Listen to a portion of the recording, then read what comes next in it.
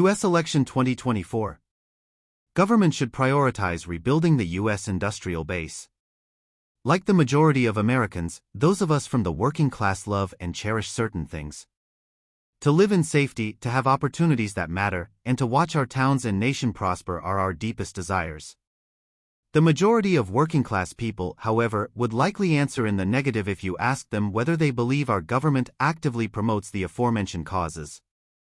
8 out of 10 Americans are unhappy with the direction the nation is heading, which is consistent with this working-class melancholy, according to a Pew Research survey from last year. Rather than being generally fair to most Americans, more than 3/4 of the population thinks the country's economic structure favors powerful interests.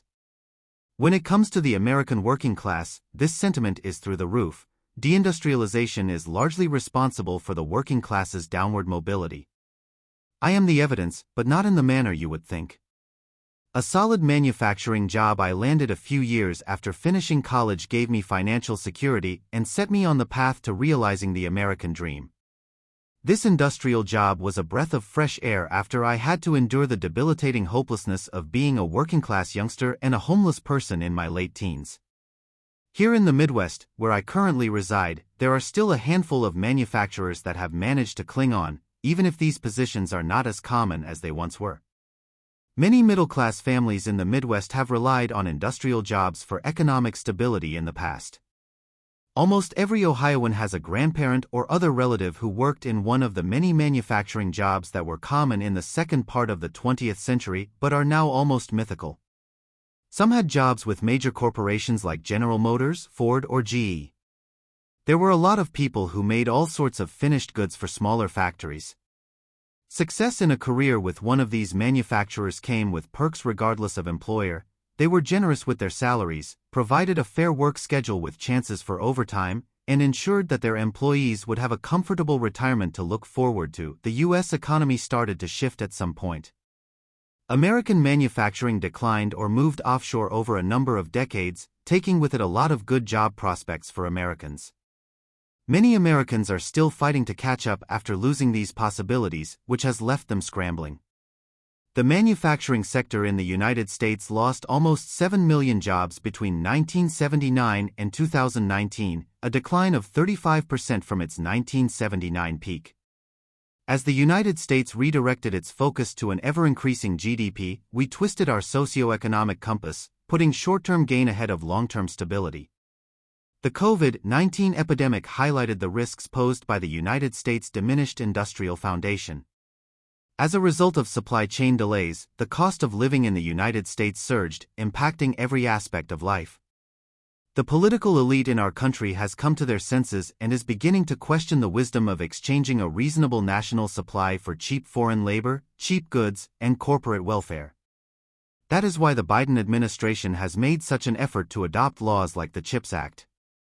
In addition to improving national security and increasing employment opportunities, there will be many other upsides to relocating manufacturing to the United States.